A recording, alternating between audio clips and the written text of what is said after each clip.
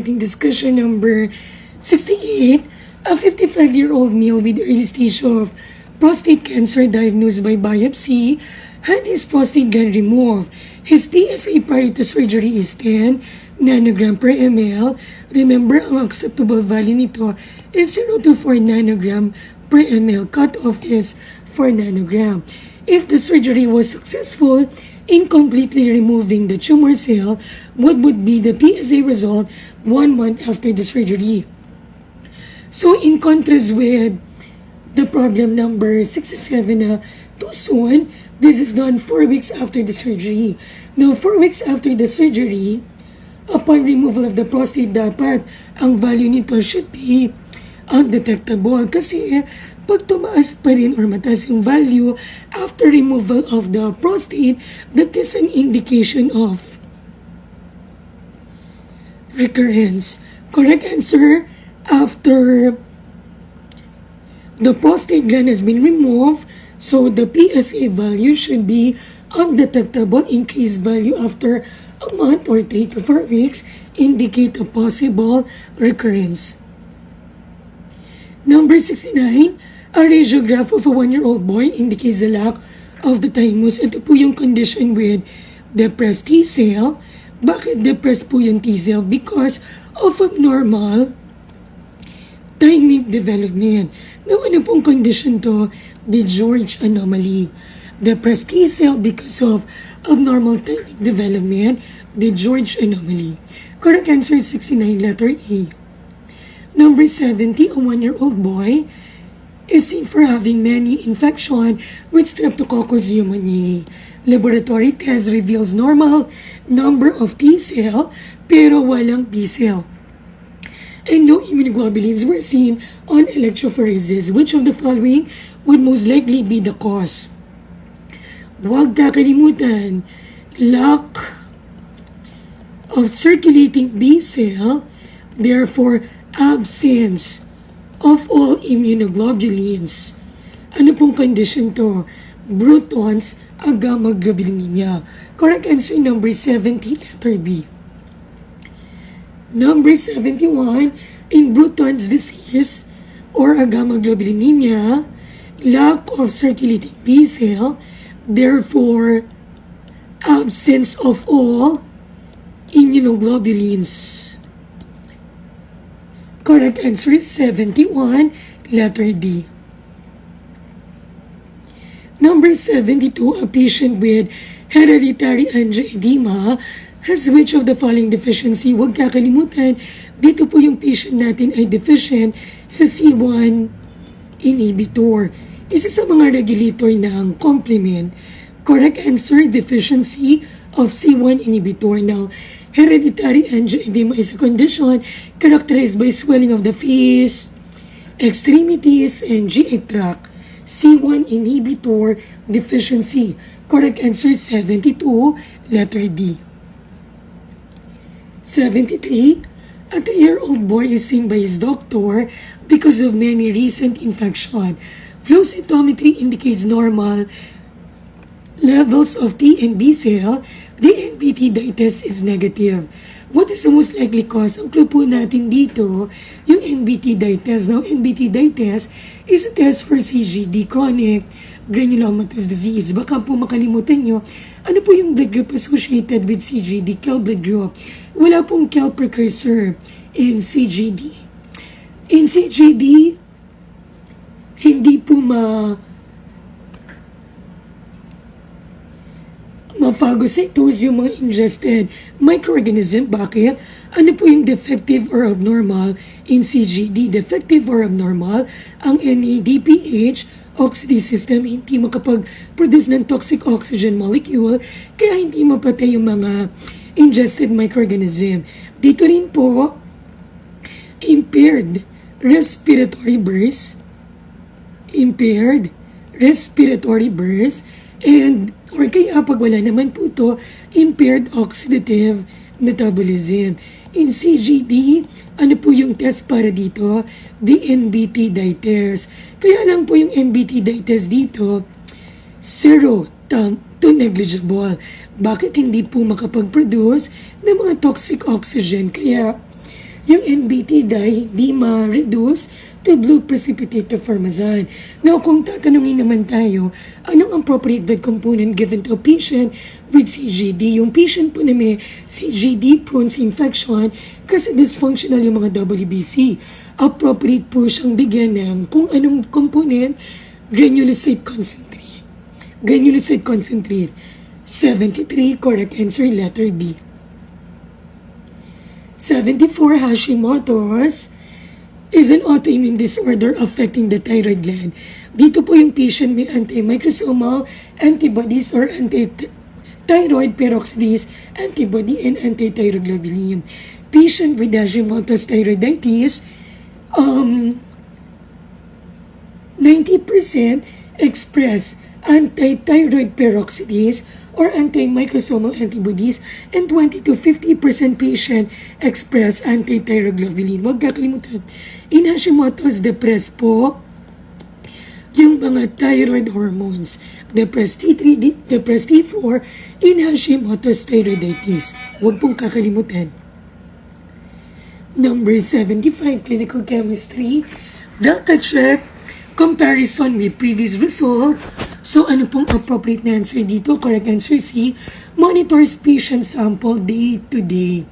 The Delta check method compares current result from automated analyzer from the result from most recent previous values for the same patient. Correct answer is 75, letter C. 76, which of the following statistical test is used to compare the means of two methods? Huwag kakalimutan po the t-test. Na-mention po natin yung TAM, t-test to compare the accuracy and mean. F-test, ang palitandaan naman po dito, SPF. Ano pong kino-compare sa F-test? Standard deviation at saka precision. T-test, accuracy and mean. F-test, standard deviation and precision.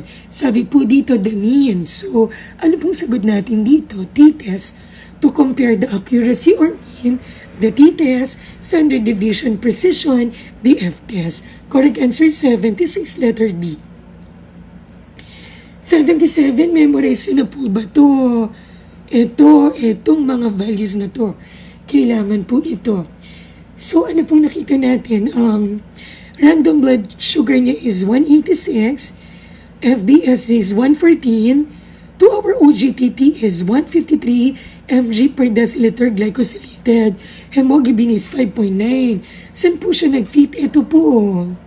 Sa impaired glucose status. Data represents unimpaired glucose status. Correct answer, 77. 77, letter D. Number 78.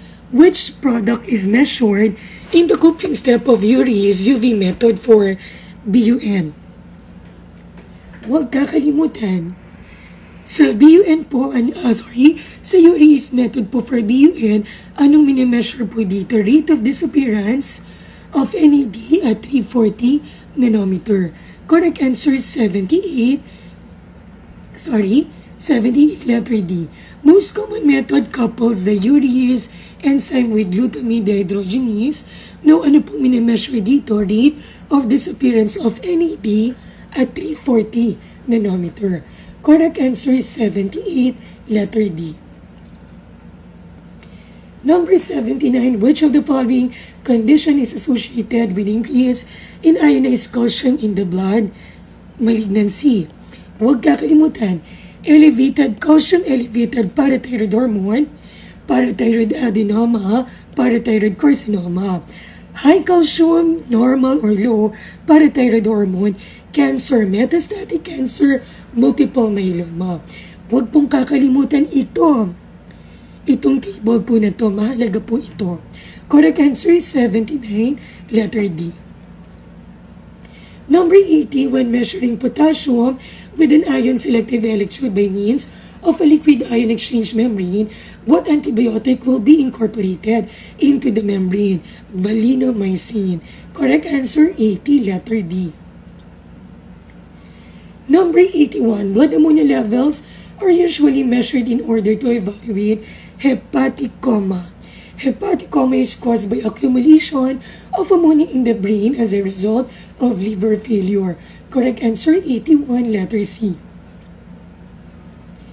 Number 82, which apoprotein is inversely related to coronary heart disease? Remember, yung good cholesterol is HDL. The higher the value of HDL, the better.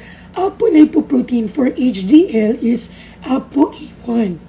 So ApoA1 and ApoA2 are the principal apolipoproteins of HDL. Although ApoA1 has a correlation with atherosclerosis.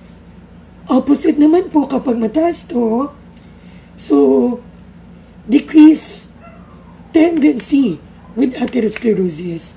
Correct answer, 82, letter E. Number 83. So ano pong nakita sa 83? Elevated CK, elevated CKMB, myoglobin and troponin. Huwag kakalimutan. Ano pong condition to? Acute coronary syndrome or myocardial infarction. Huwag kakalimutan yung tropical. The first analyte to be elevated in myocardial infarction is myoglobin, but elevation of myoglobin is non-specific. Gold standard for acute coronary syndrome is troponin. Huwag pong kakalimutan. Pag naman na-mention yung mga enzymes, we have yung CK, EST, LD according to their onset of elevation. Correct answer, 83, letter B. First analyte to be elevated is myoglobin but non-specific. First enzyme to be elevated is CK. Gold standard test for acute coronary syndrome is troponin. Correct answer, 83, letter B. 84, select the most sensitive marker for alcoholic liver disease is GGT. Ano pong assay for GGT? Huwag mong kakalimutan yung ZAS assay. Correct answer, 84, letter D.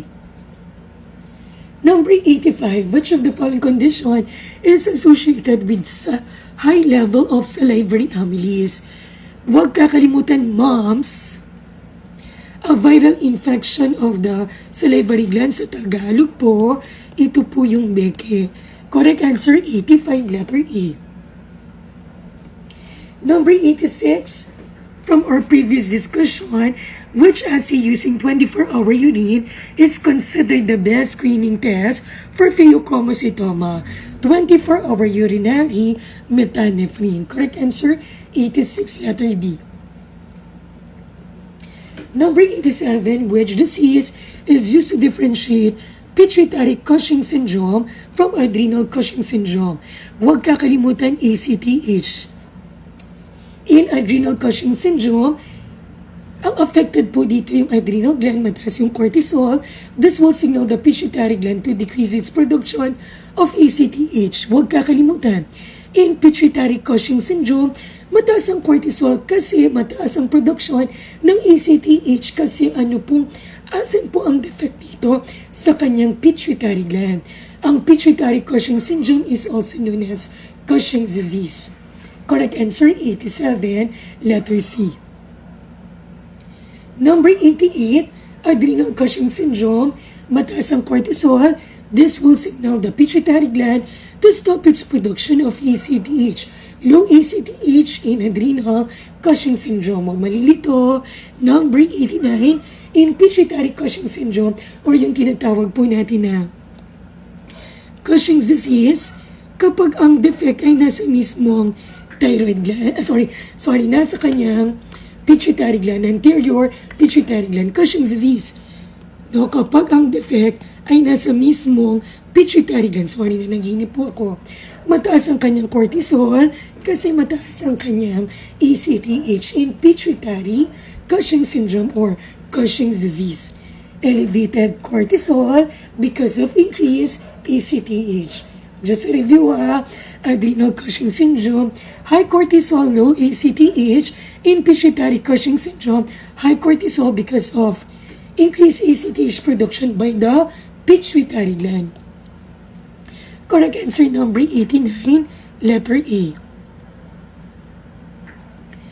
Number 90.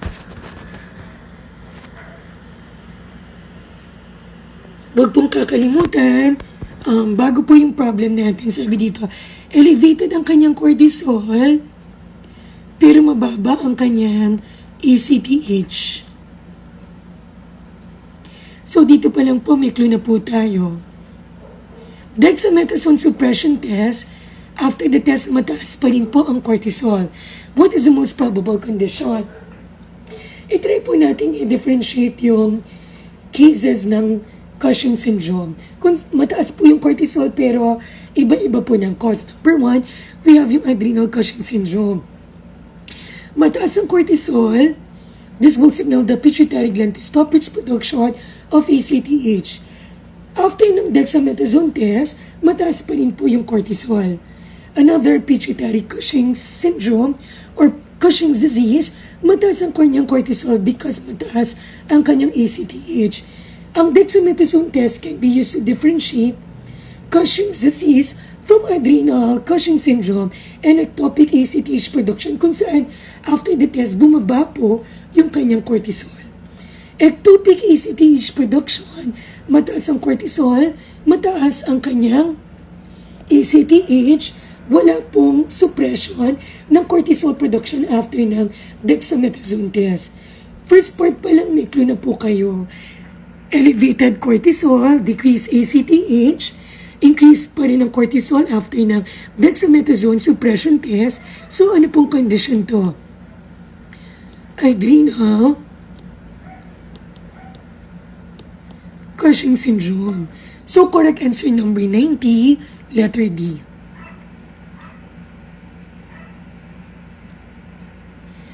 Number 91, which of the following changes will occur when a blood gas sample exposed to room air? Open tube, kapag open yung tube, this will promote entry of oxygen. So dito po elevated yung PO2, depressed po yung PCO2. Kapag depressed po yung PCO2, depressed yung carbonic acid, therefore yung pH ay alkaline or increased. Huwag kakalimutan among the choices. So, PCO2 dapat decrease. PO2 is increase. So, depressed PCO2, depressed carbonic acid, alkaline pH, increased pH. Huwag pong malilito sa closed tube naman. Kapag closed tube naman po, ang oxygen will be utilized by cell. Oxygen will be utilized by cell. In a closed tube, depress po yung PO2, therefore increase yung PCO2. Pag increase yung PCO2, increase yung carbonic acid. Now, kapag increase yung carbonic acid, acidic, depress po yung pH. Huwag po sanang kakalimutan. Correct answer number 91, letter E. Number 92, huwag kakalimutan pa ulit-ulit, ang PCO2 electrode is actually a pH electrode. So, yung PCO2 electrode, anong minimeasure po niya? Change in pH because of the increase in carbonic acid and electrolyte surrounding the electrode.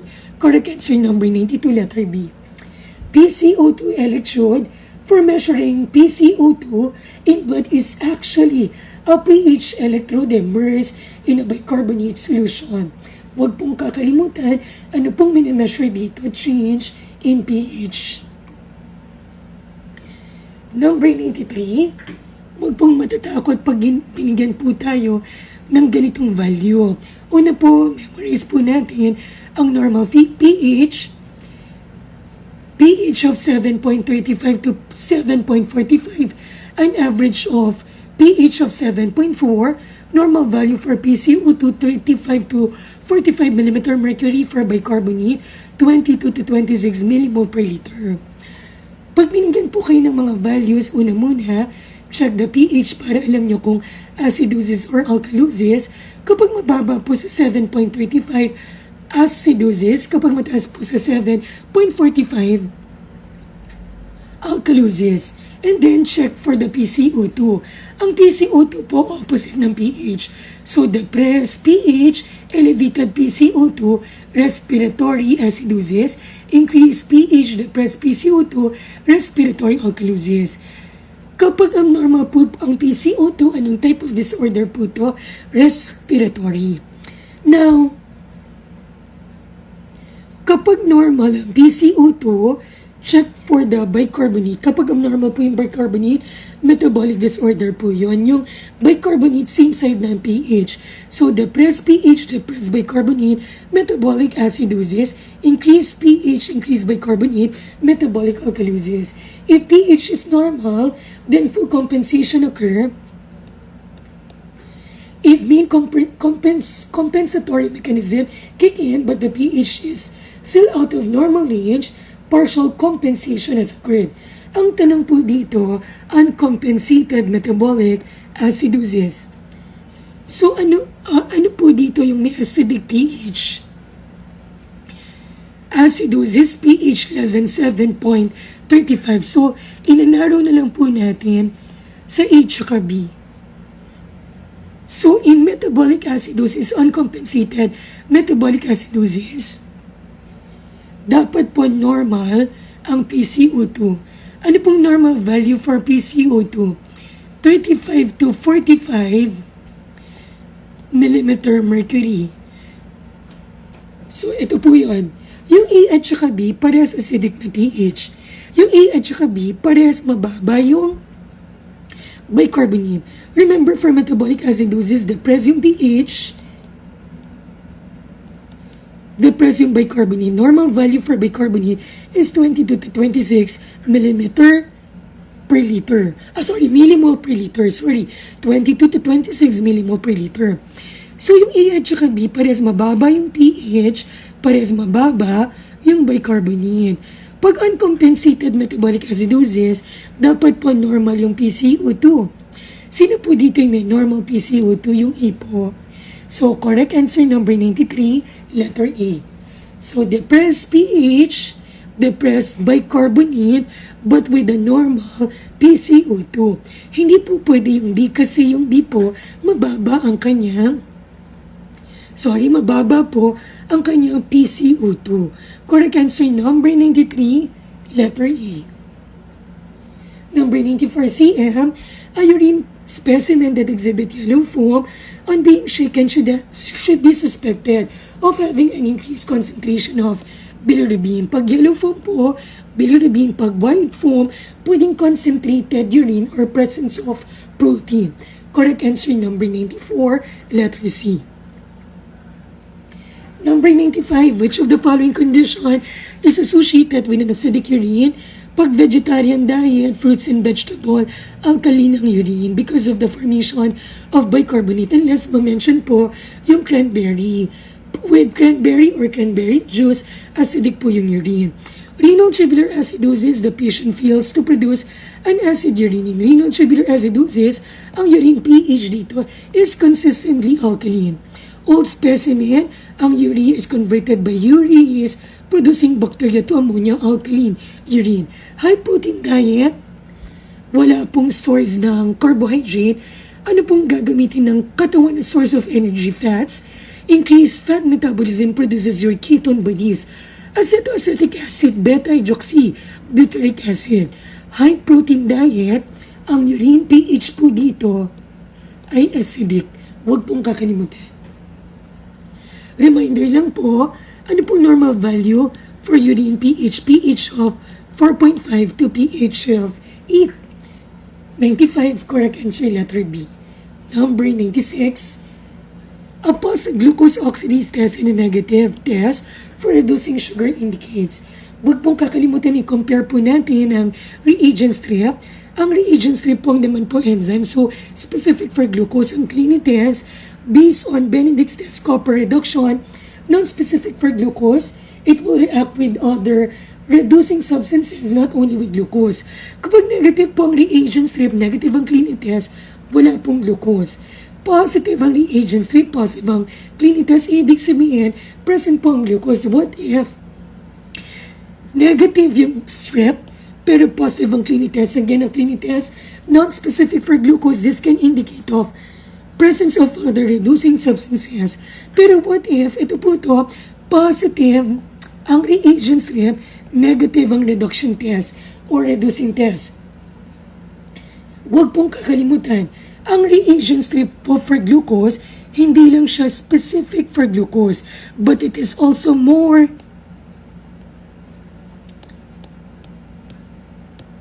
sensitive for glucose.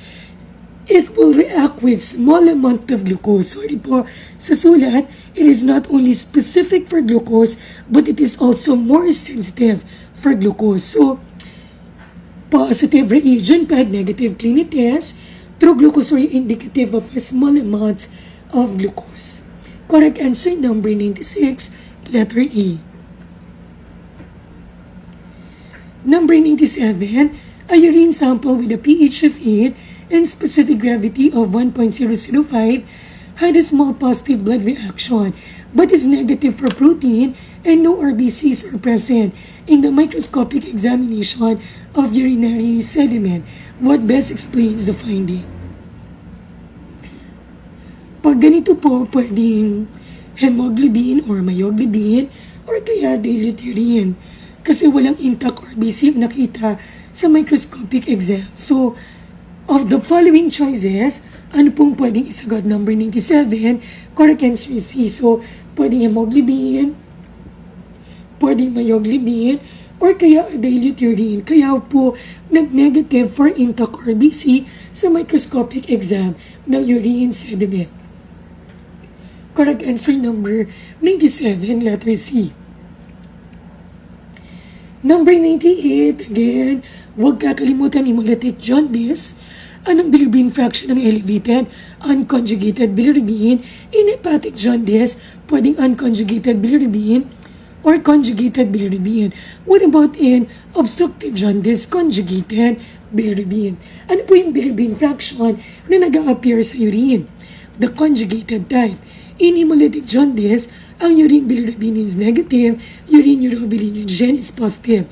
In hepatic jaundice, ang urine bilirubin could be negative or positive. Kailan positive? Kapag elevated na rin po yung conjugated bilirubin. Ang urine urobilinogen is positive. In bile duct obstruction, ang urine bilirubin is positive. Remember, in biliary obstruction or obstructive jaundice, anong bilirubin fraction pong elevated? Conjugated type, urine urobilinogen is negative or decrease. Pero bakit po ang nakalagay dito normal? Ang strip po natin ginawa to detect increased value.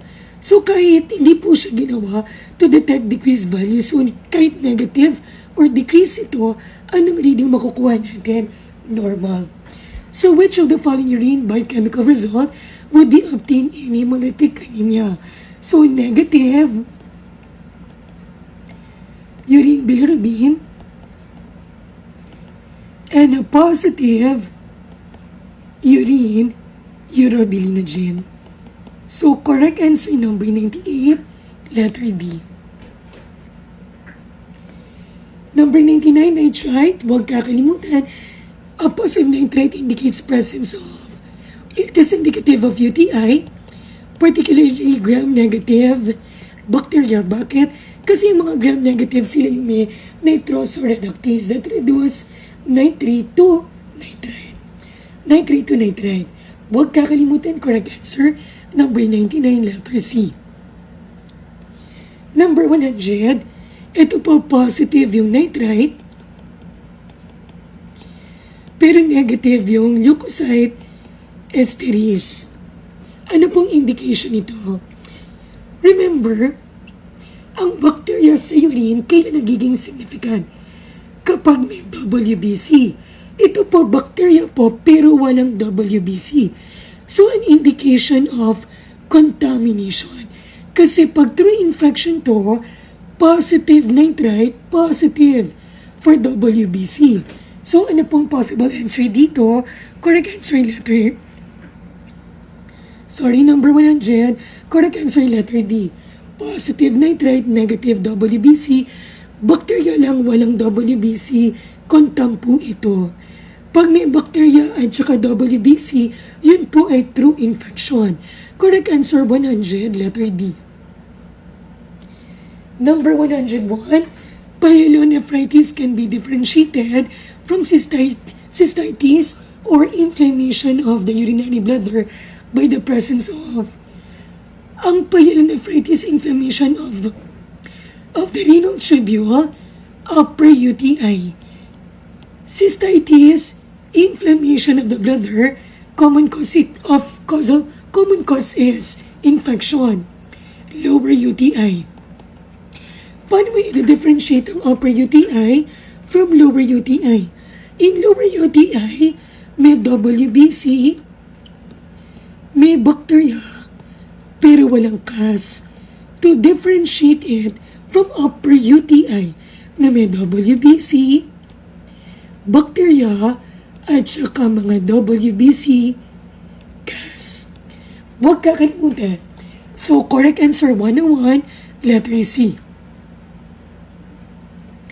Number 102, urine sediment characterized by pyuria with bacteria, WBC, presence of WBC bacteria, and WBC cas. Is indicative of what condition? Upper UTI. So, ano pong condition to? Pyelonephritis. In cystitis, lower UTI, the urinary bladder, may WBC, may bacteria, pero walang cas. Huwag kakalimutan. Next, 103, elevated RTE cell. Huwag pong kakalimutan. And elevated epithelial cas are indicative of acute tubular necrosis. Huwag pong kakalimutan. In acute tubular necrosis, ano pong urine odor dito? Odorless. Pwede rin po tayong maka-encounter dito ng mga bubble cells. What are bubble cells? These are RTE cell with non-lipid containing vacuoles. Pero okay na po ako dito. Increase RTE cell, increase epithelial cas in acute tubular necrosis. Correct answer 103, letter D. 104, the finding obvious in the urine is commonly seen in patient with DM. Common po ito sa mga patient with DM, sa mga immunosuppressed, sa mga pregnant, o yung mga patient on prolonged antibiotics. Bakit po sa mga patient with DM, acidic ang urine? Maraming glucose. Ito po ang favorite ng Candida. Huwag kakalimutan. 50 to 70% cases of Candiduria is due to Candida albicans. 20%, huwag pong kakalimutan, is Candida glabrata. And the rest is Candida tropicalis. Huwag pong kakalimutan. So, 50 to 70% Candida albicans, 20% Candida glabrata, and the rest, Candida tropicalis. Huwag pong kakalimutan. 104, correct answer, letter B. And 105, which of one of the following tests best correlate with HDN? Ang best answer po dito, color Doppler ultrasonography. Noong araw po, to assess kung gaano ka-severe ang HDN, amniotic fluid, bilirubin. Pero ngayon po, kasi nga po, to measure bilirubin, kailangan pa pong mag-collect ng amniotic fluid. So ngayon po, ang pinaka-specific na measure is ultrasound technique, Doppler ultrasonography. Hindi na po. Pwede pa rin po yung bilirubin, pero between the two, preferred po yung Doppler ultrasound. Kasi with bilirubin, kailangan po natin mag-collect ng amniotic fluid. Hanggang dito po muna ang discussion. Pasensya na po, putol-putol po yung mga videos. Mahirap po kasi mag-upload kapag continuous kasi medyo malaki po yung file. Salamat po. Good luck po sa mga mag-exam. Thank you po sa lahat po. Thank you.